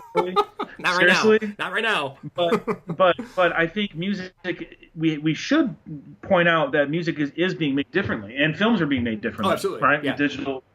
So I think we don't want to get lost in the fact that it's still a working relationship where we should let the filmmaker really make the film and let the musician really make the music. And the idea that a filmmaker would use the temp track instead of the musician's hard work is disheartening for me when I heard that. That's one track. That's just right, and that's just one track. And so Junkie XL still did all the other music, but that particular track that he edited to, he fell in love with. And whatever Junkie XL was doing is like, you know what, I'm going to stick with the temp track on that. And that's even scenes get cut by actors, right, who are in a movie, and now they're not in the movie at all. Oh, yeah. Like completely cut out of the movie, right? So it happens. It's the creative process. What's going to be a better feel? And maybe what Junkie XL did just didn't have the same emotional impact as the one he edited to. There's a good YouTube video. I'm going to try to find it. I'll put it on the bottom of our of the YouTube post. I'm also going to put Playing with Matches on there so people can watch and listen to some of the music That'd be great that we created. Idea. Yeah. But I mean, that's the thing is it's a collaborative process, right? And there's a lot of different ways about it and how to go about it. So the composer typically has to, they call it spotting, where they sit down, they watch the movie. That's maybe pre-edited, maybe not a final edit, but it's an edited working of the movie. And they sit there and they calculate all the tempos, all the different spacings, and where big moments are. And they write all these notes down. And there's all these different calculation software now they have out there that can do this for you. And then they have to sync it. Obviously, then that's the difficult part. Is again, are you syncing it to the music or are you syncing it to the film? Right? It's like how are you editing it? And which way is more? I think it's got to be a collaboration of both. Yeah. Where there's maybe an extra place where you can make an edit because the music is already perfect, but you don't want to fuck with the music, so you got to make a quick edit into the actual film to make that particular moment work. Right. Well, anything you take out, you have to put back in because time. You all, and I think maybe technically speaking, I can speak to this. It's what I do with my live show, and I can show you that later in the video. I have 3 tracks simultaneously going on. Okay. I mean, that's the only way I can perform as a one-man show. Is the only way I can perform all these 5 or 6 different instruments. I just don't have the hands and feet to play them. Right. So I'm able to call up different tracks that are on these different stations, and sometimes I just do 1 or 2. But the fact is, they're all synced. So when they go on and one goes off, if it turns back on again, it doesn't start from the beginning. It goes right where these are. So they're always in sync with each other. Right. And that's a very important aspect. And I think technically speaking, that's how, if people are wondering, how are you able to do the temp track and then you just swap it out and put something else in? Well, it has to do with math, and it has to do with what I was explaining before, which is certain number of beats at a certain tempo with beats per minute. See, it's all quantifiable. Everyone, if you have 100 beats per minute and you just went 100 beats, how many minutes did you go? 1 minute, 1.00. I mean, it's like driving a car, right? It's all about speed. So that's really what people are doing. They're saying it's a 4-minute, 36-second sequence. Well, that's 112 measures of music that's at a BPM of 124. I mean, don't quote me on that. That's probably not even close to accurate. Oh, okay, good. but I do in my songs, and a lot of times when I'm going through some of my music, I'll have what's on each track, what's the BPM. Oh, nice. Okay. And then the number of measures, and the number of measures, it's always the same. Like if it's the same BPM and it's the same number of measures, it's going to be the same length of time. Right. So that's how Junkie XL is able to say, oh, it's 4 minutes, 36 seconds. Oh, no problem. I'll give you 118 bars at 120 BPM. No problem. And then he gets that in his DAW, in his digital workstation, and you put out that framework. It's like a skeleton. And then you come in and you fill it in. That's all. It's a segment of time. That's all it is. I need you to fill this time slot. Really. And how are you able to get those beats to line up? Well, it's math. You dial on my drum machines. I have to dial on each drum machine to what tempo that is, or what oscillator. I have it on an arpeggio if I'm using one. Now it's fast. Now it's slower. Now it's super slow. Right. So it all goes on to that tempo, and so you got to match that tempo, whether it's a temp track or whether you're looking at the actual edited film. You're trying to find that tempo, that momentum, right? That's what DJs do. I mean, that's all DJs are doing. They're like, well, this record's at this tempo, and I'll just kind of slide this one in here, and then I'll fade over. Have you ever seen video DJs, man? No. I've seen some videos. I've never been to a show, but I would love to see a show live. No, they have turntables, but they put DVDs in the turntables, dude. Oh. So they'll mix this footage into this footage, and it's like there's like movie. Oh, it's crazy. It's like wild. And there's music and stuff too, but they're like they can loop like kung fu, like a guy doing a kung fu move, and they go back to this film, and it's like live video editing, man. I don't know, it's really cool. That's awesome. They're called DVD turntables or something. I don't know if it ever caught on, but the technology was out there at least 5 or 10 years ago. That's awesome. That'd be fun to watch. Yeah, mixing it like you would just a song, but you're mixing a video. That's pretty insane. Yeah. God, my God, there's a lot of math involved there. Yeah. And that's all you're doing. It's all based on the drop and the downbeat, which have to do with tempo or beats per minute. Right. Okay, so when we did Playing with Matches, we did a little bit of both, like you said. Now, what about Henchmen Incorporated?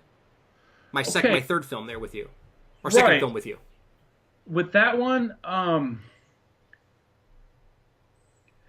there's also Wages of Sin. True. Right. The little short. Yep. Now that one, I was able to take your video. I actually had my shit together technologically wise. I was able to drop in your video into the timeline of my DAW.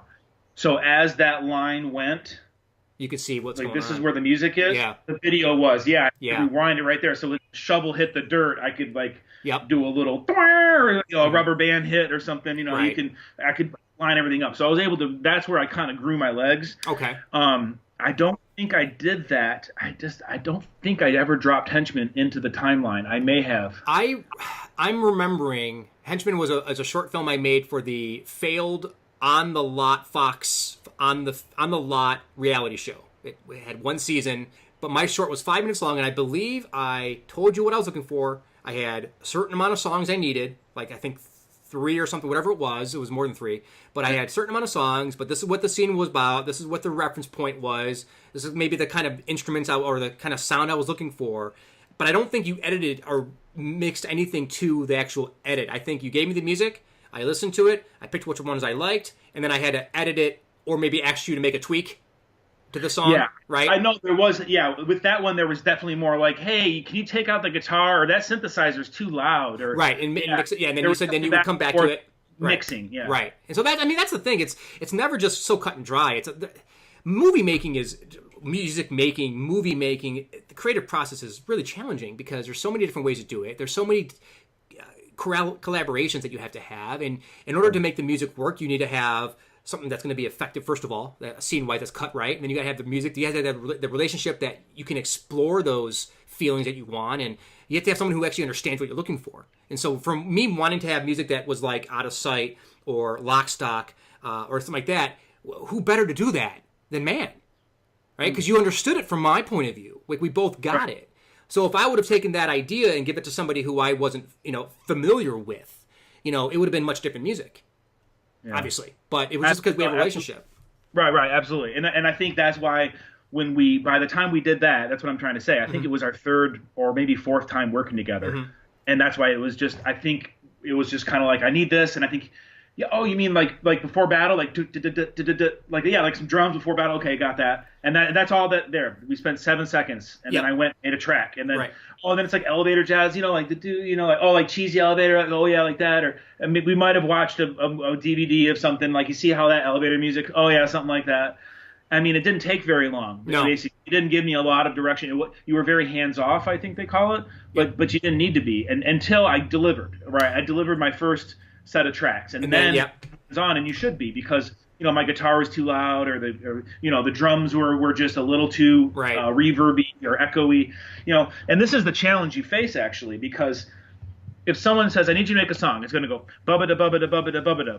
You're like, okay, all I'm hearing is bubba da bubba da. Like, how do you talk? You're talking with this bubba da, and then a ch-ch-ch, you know what I mean? Like, ch-ch-ch. You use all these sound effects when you talk to each other. Right. That's what makes the creative process challenging, because sometimes I'm like, what the hell are you talking about? Bubba da bubba da? What key is that? A? Is that A flat? Are you a minor? What's going on here? Well, that comes from someone who has no idea about music too, right? So you have to. Right. There's I want it to be like this. That's why I drop movie references, because that's what I can something like this.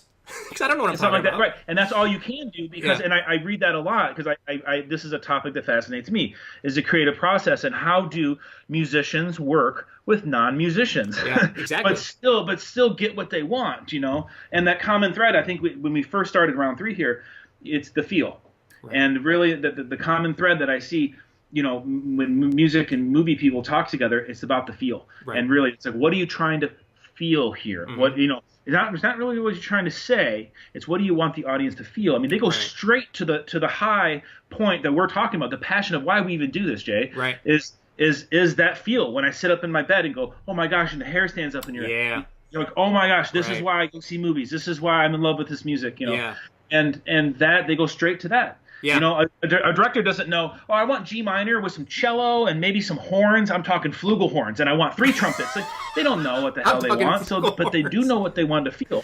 Yeah. You know what I mean? Right. So, and I don't know all the instruments, but I can tell you, if I start talking to a director and I'm like, so you mean like G minor with some cello and maybe some flugelhorns? They're going to be like, I don't know what you're talking about. Sure, maybe. But if I put on a Lord of the Rings, I'm saying, see this fight sequence? You hear that? And it's like going on, and they're like, oh, I got that. I know that, Again, so it goes back to another reference point, right? Yeah, exactly. It's about communication. So I remember the first time when we were playing with matches, it was a learning experience for both of us, obviously, right? And so I remember we went back and forth on what we were looking for, but that, and that was an experience because it was new for both of us. And then again, Henchmen Incorporated I was definitely hands off because I was also under a 30-day window to get this done. So I had to do my thing, tell you what I wanted. That's right. Keep doing what I'm doing, which is, I think, what mostly is what's going to happen in the bigger projects. Is here's what I need. Okay, go do your thing. I'm going to keep doing my thing, and then you're going to give me your right. You work in parallel, right. And then now I have your soundtrack. Now I have your score for this scene. Let's see if it matches the beats. Okay, now I need some changes. Oh, you know what? Drown that out a bit. Let's bring this up, or we're missing this moment here where this needs to be like a music cue. So there's all those different things that it's an exhausting process. You think about how do you get it right? Like how does it when it works magically? And then when you're all done, you still are like, it's not perfect. It's still not. Never is, man. I don't like that. Yeah. Yeah. Let it go eventually, though. Exactly. Especially with a short film, you're talking about a no budget, 10-minute, 5-minute short. And so, right. It's just, and especially when you're a student, my playing with matches, I had no idea about what emotion I was trying to get. I was trying to embody a particular point of view from another filmmaker to try to, emulate, What I remember about playing with matches, definitely, and this is what I think of, is I think you weren't telling me this is how I want it to feel. I think you were telling me this is the plot, this is the story I'm trying to tell. Right. And I remember focusing because I didn't know what I was doing, and I don't know, and I can't tell you the exact approach we used because that was a long time ago. It was. But I do know that it wasn't until later on, I think, with definitely Wages of Sin and other movies that you had me do that we were talking about the feel. We were absolutely talking about this moment and this feeling, because I think I was trying to wrap my head around that. Like I said, I'll do you call me up, I'm in the restaurant, like, I'll do the music, and I hang up like, I want to be famous, and then I'm going, wait, what do I do? Right. Like, so I start plinking around and realize this shit is really hard, and it's like I'm just trying to get my keys right, because I'm so much better of a musician now, like 20 years later. Well, of course. So right. I was just like, I don't even know if I even knew how to play keyboard or piano. I just was guessing, like maybe it sounds good. So, but again, I was doing a lot of guitar, obviously. But so I was trying to worry about my own problems, let alone trying to score the film and convey this emotion. You see, I wasn't on top of my game. No, of course not. We were both learning. Exactly, we're learning. So, but I think there's something to be said that the product that came out of there was still successful. And why was it? Because we were able to communicate these jump-off points that I think we spent at least an hour talking about all these famous movies and the connection that we have. And that's we were able to make our product. Absolutely. And I remember that movie, especially when we went to Chris Hines to do that one particular, to match it up perfectly. And I remember this was a learning point because you were learning on how I needed the music, right? So for instance, what I mean by that is you were scoring it to that scene with the proper, moments that I wanted, but at the very end of the scene, you shut it off. And I was like, no, don't shut it off. Let it keep going, because then I need to be able to fade out. So, I was like, no, I need a longer track, so I need the front and the end, because I need to be able to mix that into the proper scene, and it's not just cut and dry like that. And so you're like, oh, okay, I don't have to cut it that specifically. I just need to be able to have the proper moments, and I can have the front and the back end be longer, because then I can always find my way to, to cut in and cut out. So it's a good thing you got out of your studio and you came to the music studio that day, because you definitely helped it. I mean, that absolutely. Or else I would have sent you some cutoff track, and then you would have had to call me, and now we need a little adjustment, or I had to make an adjustment in the editing process, which could fuck up everything else, right? Because if I have a locked in edit and I have it where I want it, now if I bring in music that needs to be adjusted, am I going to be able to extend that sequence 2 seconds, 3 seconds? Am I going to be able to add something there to make that sequence add? I might not have the proper footage to be able to extend it. It might be locked in, and then you're like, okay, now that's the creative process, which I find fascinating. Is again, it's like the chicken and the egg. It's like they don't come first. It's a collaboration. You have to have that start off immediately. Yeah. Right. Yeah. Because if you're just editing, it's like a funnel. It's like a funnel, right? You start broad, and we're kind of going back and forth, and then finally you're kind of like, there it is. Right. This is what I'm trying to say. Exactly. So, but I think it comes down to communication, and it's all it is. You've got to be able to convey what you want, and hopefully have a good relationship with the person you're working with, and then then it's easier, because then you don't have to try to figure out what the person likes and stuff like that. Yeah. But there was a lot of fun being had during those moments, and I wish I was still involved with filmmaking, because as a short filmmaker, those were challenging, but a lot of fun and very, very rewarding when you get the finished product and you have music in there and you have all these things that make it, that give it more feel, that give it a sense of being. And I love that. Yeah. That's cool. And then something I wish I could do more of is sound design, I think. Oh, okay. It's not just all about music, it's also about sounds, too. Oh. That's really, really, really, really important, man. Right. Just really just having a low, like we said, like reaching for a doorknob and there's a sound, and then, or a low roar, sometimes just a dull, you're like, what is this sound? And I mean, Yeah, so sound just plays such a huge role. I think, unfortunately, I don't have a huge background in that, so I couldn't bring that today to the conversation. But hey, it's something I'm trying to get into later, a little later, and you'll see me out there with my sampling microphone trying to sample. Have you ever seen the footage on how a lot of Star Wars stuff was made? He walks around just tapping on stuff. Oh, that sounds weird. Here, let's put it in here. Right. Or Jurassic Park. You want to make a dinosaur roar? All right, we'll go get the alligator with a little bit of slowed down pig and 2 milliseconds of cow, and then play them all together. And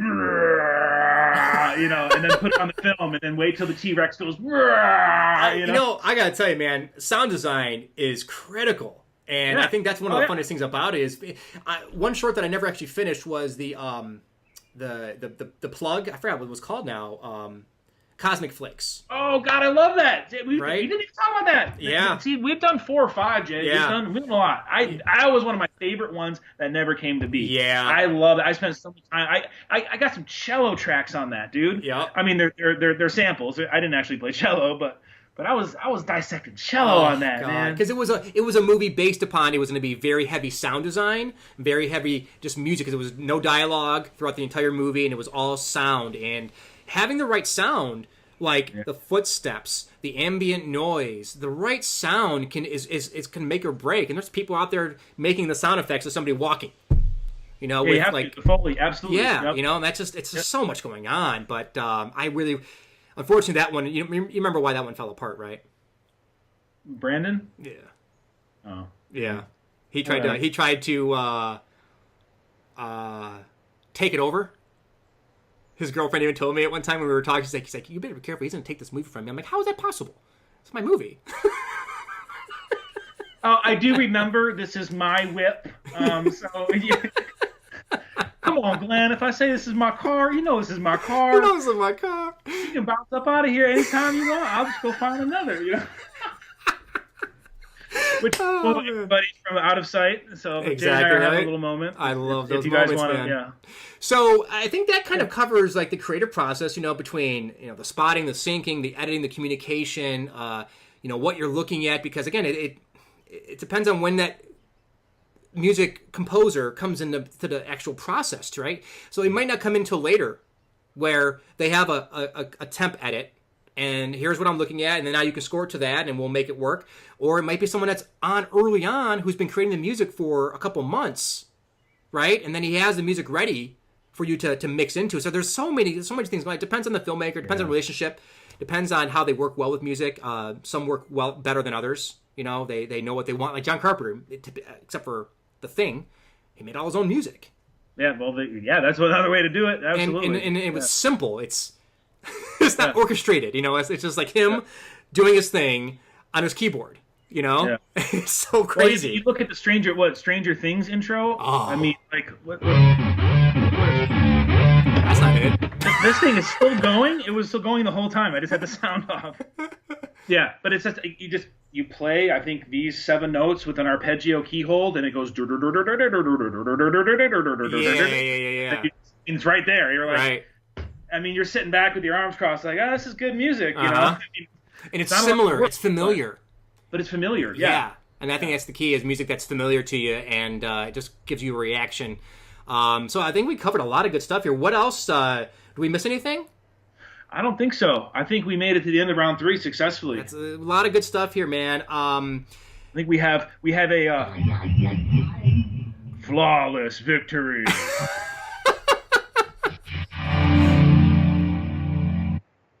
Yeah. All right. Thanks for coming on board today, man. Yeah, dude. All right. Hope you had a good time. Hope everyone enjoyed listening. Anybody who has not subscribed yet, please subscribe to the J. Craig Podcast. You have our button over here on the side. And, of course, you can follow us on YouTube, iTunes, Twitter, Facebook, and you're watching us on YouTube right now. There will be a couple links at the very bottom. You're going to see the Playing with Matches short, as well as Henchmen Incorporated. And I have a really good article I'm going to attach that I derive some information on when it comes to some of the things we're talking about. So I'm going to put that in here as well, so people can look at some of the processing of people take on how movies are made or music and how that goes along. So a couple things for you guys to look at there at the bottom of the YouTube page. And, of course, subscribe, like, and follow. And thanks for listening to and watching the J. Craig Podcast.